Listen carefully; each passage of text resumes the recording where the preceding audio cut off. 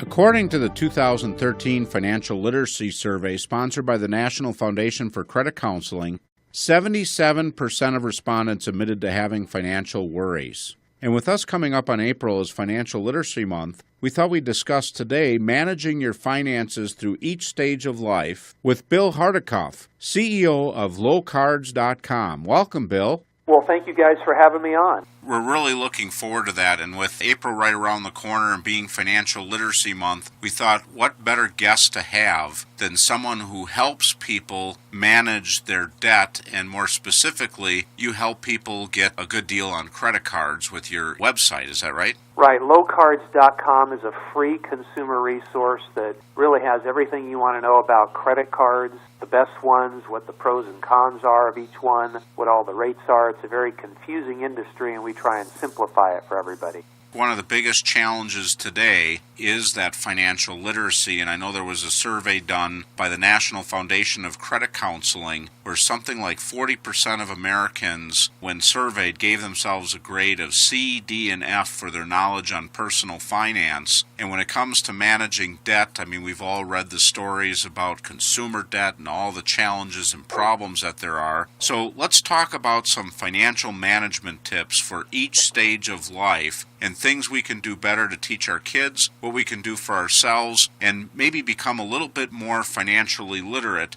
So tell us about the teenagers in that stage of life, what things they can do to be better stewards of their money. Well, I think it really starts with us as parents. I think we do a terrible job in general of training our kids to be financially responsible. You know, when you think about it, we train our kids to ride a bike and drive a car. We even potty train them, but we don't do much training when it comes to financial management. How to save money, with their allowance, how to earn it, how to spend it. We bail kids out when they get in trouble. So I think one of the best things we can do as parents, even before they get to be teenagers, is to train children to be financially responsible. If we do that, I think some of the problems that they encounter in their lives, typically speaking, would be eliminated.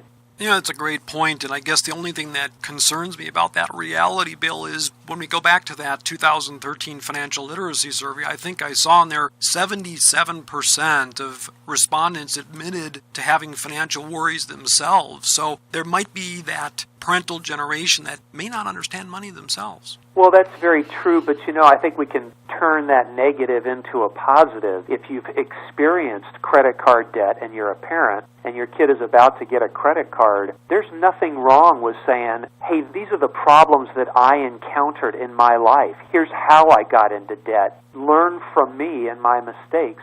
Have an honest conversation with them about some of the problems that you encountered and what the consequences of those were. I think that could be a good learning experience. Yeah, I'm just thinking about my own daughter who's 15, and she's a high school student, and through her French class, they're taking a trip to Quebec. And, of course, you're dealing there with financial issues of foreign cash. Also, we're making sure that she has a debit card and understands what that means versus a credit card. It gave us a great opportunity to talk about many things. We're establishing a budget for when she's on the trip. We're obviously talking about how we can make sure in an emergency, if we had to, we can transition more money to that debit card. So there was a lot of opportunity to have that discussion. Now, being a financial advisor, of course, we also hope, we want to believe we take more time than maybe the average American to educate our kids about money. And we talk in our household about the importance of saving. So maybe touch on that. Where does that teenager start as far as saving now? One of the best things that a teenager can do is start a savings account right off the bat. If you get into that mindset, if you get into that habit, that will carry on throughout your young adult and adult life. And I think you'll save a lot more. If you earn money from an allowance or a job that you have, put some money into savings right off the bat and start to develop that habit. As you mentioned earlier about your daughter's trip, make a budget. That's one thing that we as adults don't do a very good job of, much less kids. But learn to make a budget right from the start. Figure out where your money's going, how much you have coming in, where you spend it, and keep a list of those expenses so you can start to track it, and I think you'll be able to save more. Now let's talk about young adults. I just met with my daughter this weekend, and she's a college student, and we were spending a lot of time talking about these same issues of having a budget and saving and not spending more than you make. It was kind of scary, some of the things she told me, because she had somebody she knew in college had their car repossessed. Some of them have maxed out on all their credit cards and student loans, and they kind of look at it as just kind of free money, and then when it's time to pay, they never really took the time to figure out what the impact of all these loans was going to be. So what kind of tips do you have for young adults? Well, you are very right. Young adults do not do a very good job of realizing some of the expenses that they might be racking up and the debt that they're incurring and what that might do to them in the long term. That's why a budget that we talked about for teenagers is so good, is that you start to track your spending. When it comes to being a young adult, you need to, number one, not only save, but start to put money into your retirement. It sounds crazy that somebody right out of college would start to put money into a retirement account. That's probably the farthest thing from their mind. But one of the beauties of it is the compounding interest that will take place over that next 40 years. It sounds crazy now, but it will be so beneficial when you reach the retirement age. The other thing to really concentrate on is building your credit score. You need to do everything you can to get your score as high as possible, because if you get your credit score high when it comes time to, say, getting a loan for a car or a house, the higher your score is, the lower your interest rate could be, and that could result in saving a great deal of money in the long term.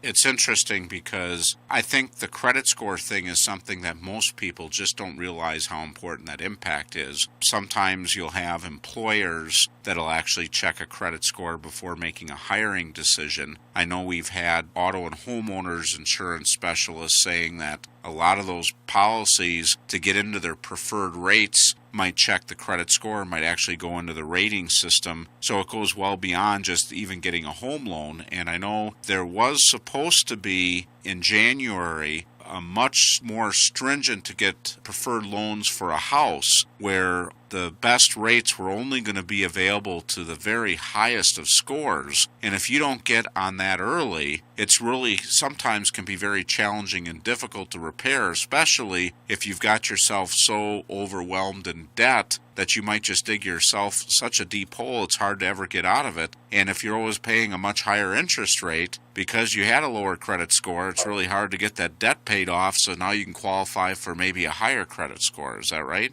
Well, you're absolutely right. One of the things that happens to a lot of young adults is they do incur quite a bit of credit card debt. And once you dig yourself in that hole, not only are you paying tremendous amounts of interest, but it's lowering your credit score. And when you do lower your credit score, you're going to pay a tremendous amount more money in future loans. So what you need to do is increase that credit score, be very diligent, very persistent in that. Pay all your bills on time is one way to raise your credit score. Don't ever, ever make a late payment. Pay as much as you can if you incur any debt, say on credit cards. Pay that debt off as quickly as possible. That lowers your debt utilization ratio, one of the major components of your credit score. Don't hop from one credit card to another, just opening up new accounts. One of the attributes of your credit score is the longevity of you being a customer with a particular issuer. So those are three quick things you can do to increase your credit score.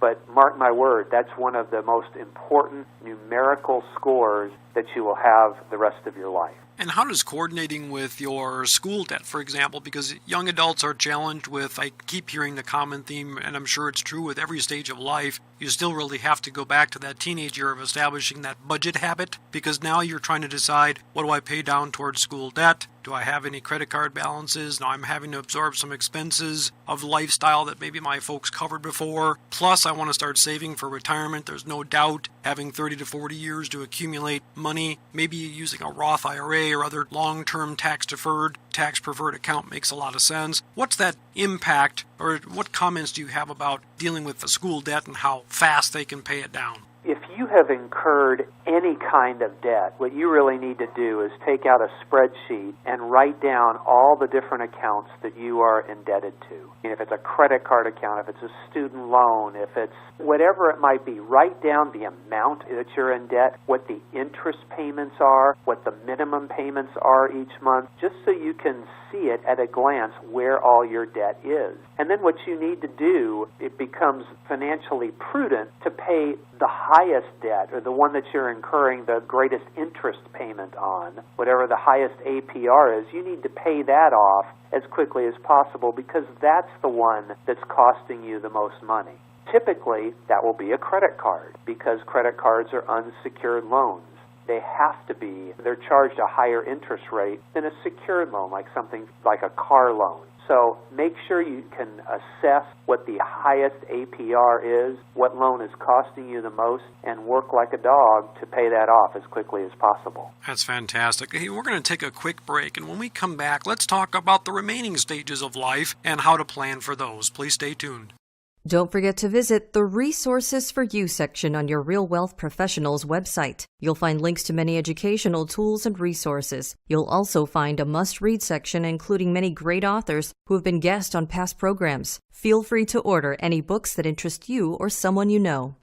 Welcome back as we continue a very informative conversation today with Bill Hardikoff, who's the CEO of lowcards.com. Bill, you've been sharing with us your philosophy and strategies at dealing with managing your finances during each stage of life. Before the break, we were talking about the teenage, young adult phase and the importance of building your credit score, having a budget, and starting to save towards retirement. It's interesting when you referenced that 2013 financial literacy survey that was done by the National Foundation for Credit Counseling, that 57% of Americans indicated that they're now worried over the lack of savings. And that's really evident that people need to work with a professional today and get some guidance because they're not maybe knowing how to do it themselves. So we should talk about that next phase of life, which is transitioning from young adult to newlywed. That certainly adds a whole nother complexity to planning for the future. Share with us some ideas of what newlyweds should be doing for planning for their finances. Well, you can hear all the married people say amen.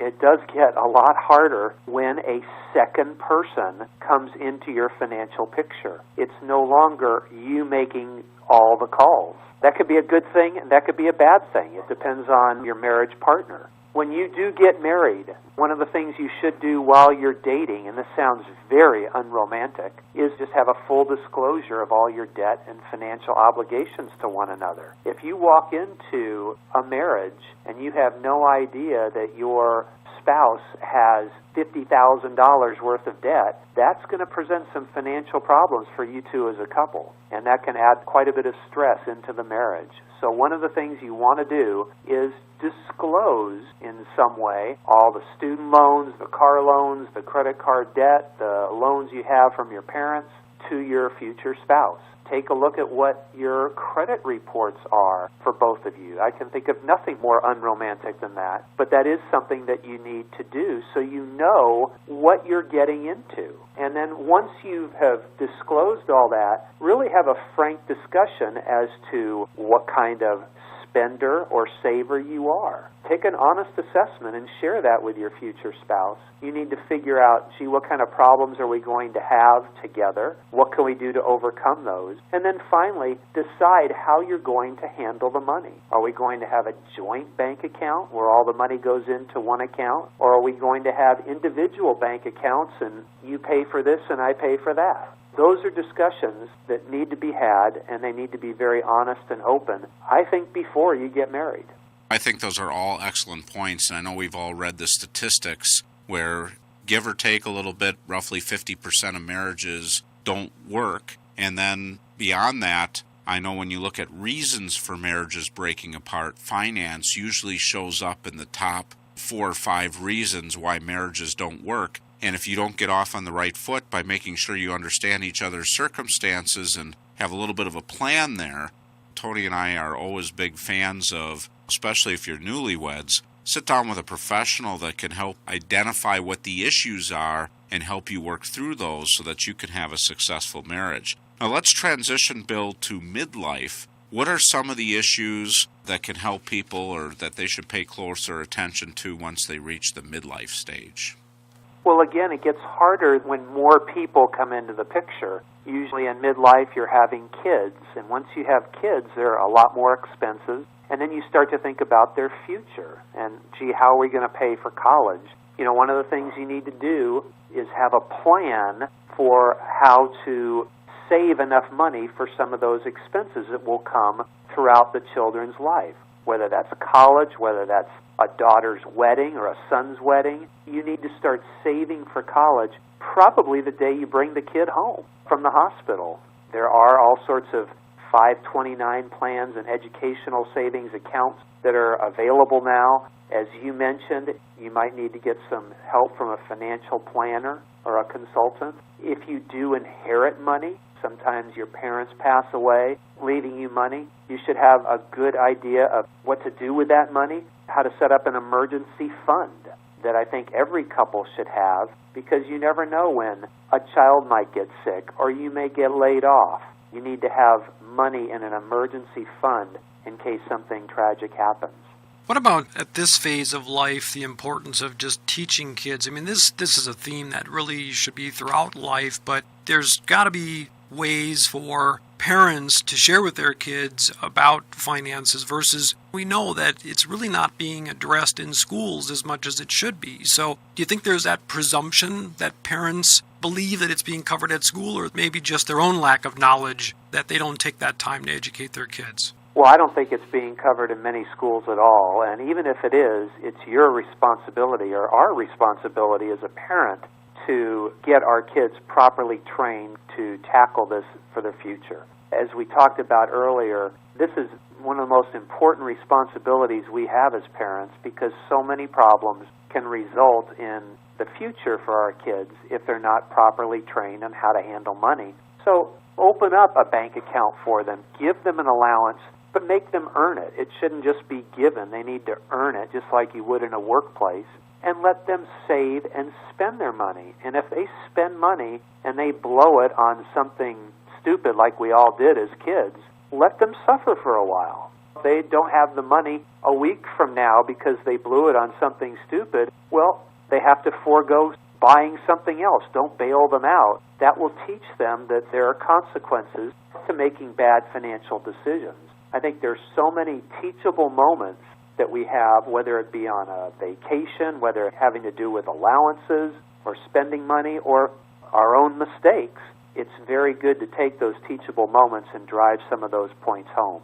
One of the methods we use in our house is when I talk to my kids about a process I call earn, tax, share, save, spend. And those are different phases just like we're going through today. Obviously, when you earn a buck, or in some of my kids' cases, they're getting a gift, that money generally when it's earnings, first has to be taxed. So once you earn it, then it has to be taxed. Well, just jokingly right now in my household, I'm my children's government, so they send me 10%. So I got to teach them something. So after they've earned it, they've got to pay some tax on it. Then they earn tax share. The next phase is, can you commit to 10% of that to an important organization, your church or charity? And so it's teaching, giving back at an early phase. Then after earn tax share, then it's save. Can we allocate 10 to 15% of your earnings to savings? I would challenge any young adult, if they're able to do that, they'll be very financially sound, well into retirement, to be able to allocate 10 or 15% of their savings. Gosh, for a long time, America had a negative savings rate, so anything towards the positive makes sense. And then finally, the category is spend. And if we can talk about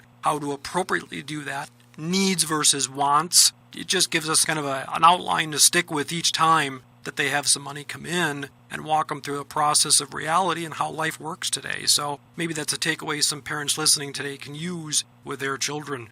When my wife and I, we have 3 kids, and when we would take a vacation, one of the things that we got a kick out of is we would give our kids a daily packet of money, and that would be their meal money and a little bit of spending money. So many times when you're on vacation, you get those dreaded questions, hey, can I buy this? Can I buy that? Can you buy me this?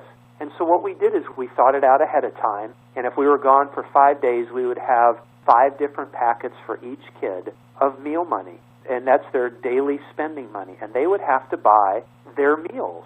We didn't give them too little to spend. They didn't go hungry. But what it did is it made them manage their money.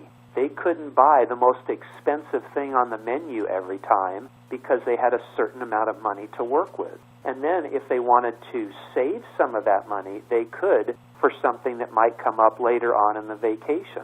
And what we found is not only did it help them manage their money, but they started pooling their money together so they could, buy a packet of candy rather than an individual bar or something. And it became a very interesting way for them to learn how to manage their own budget at a very young age. That's a great idea. I'm thinking back to a recent vacation we took, and we were focused more on the weekly budget. So dialing it down per day, you make a great case that makes a lot of sense because ultimately that's how we live every day. So let's talk about that last phase. We've only got a few minutes left, preparing for retirement. We're all going to face it, and as we mentioned, you should start to save at a very, very early age, and that will benefit you greatly when you turn 59 and a half or 65. But when you're getting closer to retirement, you need to max out your retirement savings. Take those IRAs or those 401ks, put as much money in as you possibly can toward the latter years. And also, when you do come close to retirement, do as much as possible, pay off your debt. You do not want to have debt when you enter retirement, whether that's credit card debt, whether that's a car loan, whether that's a house loan. Pay all those loans off before you retire, and you'll make your retirement a whole lot easier. And as we've talked about, when it comes to throughout every phase of your life, it's sometimes good to get the work or the tips from a financial advisor, especially when you're going into retirement. That's kind of a hazy time. No one knows how long they're going to live and exactly how much money they need, and financial consultants or advisors can sure lend a lot of support and open up your eyes to what you may need.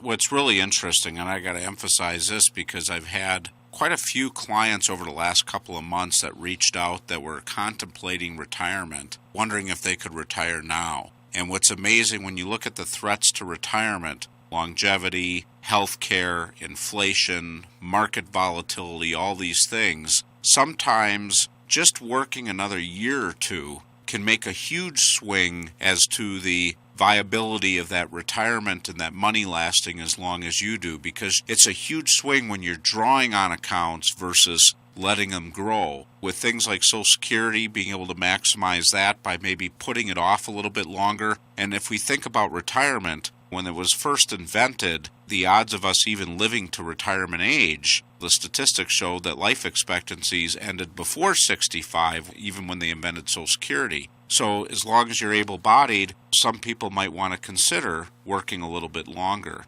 We really appreciate, Bill, that you took this time today to share some of these tips for not only financial literacy, but also getting on the right step financially for people and different things they can consider at different stages of life. Why don't you just share with our listeners a little bit? You've got a very unique website that allows people to shop credit cards. Tell us a little bit about that and how can people get more information? The credit card industry is a very complex one. There are over 1,000 different credit cards out there. They all have different terms and fees. They have different features and benefits. So it's pretty confusing to people, and I think there's a stigma about it that credit cards are a very bad thing. Well, if they're used properly, i.e. you pay off your balance each and every month on time in full, credit cards can actually make you money. And that's what our website does, is it kind of gives you tips on how to use a credit card properly and prudently. It gives you tips on how to analyze the 1,000 different credit cards that are out there. We rank order them in different categories. So it's really a consumer resource site. It's absolutely free to people, and it's lowcards.com. Thanks so much. That's a great tool, and hopefully our listeners will check that out because I cannot imagine the sea of different features and options that are out there. Of course, most of us probably default to the few that trickle to us in the mail, sometimes more than we want, but better to have a resource like you offer to really sort through all the different various options out there. Bill, this has been a pleasure today. We really covered all those stages of life and significant considerations. Doesn't mean you should go it alone. Don't forget you always can seek the counsel of a professional advisor, and we'd love to have you back someday, so thanks for joining us. Well, Jim and Tony, thank you so much for having me. I really appreciate it, and you guys have a great day. Thanks for joining us this week, and tune in again next week as we explore another phase of the real wealth process. And remember, if anything you heard in today's show you'd like to get more information about, contact your Real Wealth advisor. Also, if you feel that any of this information would be helpful to a friend or family member, just click the Forward to a Friend button.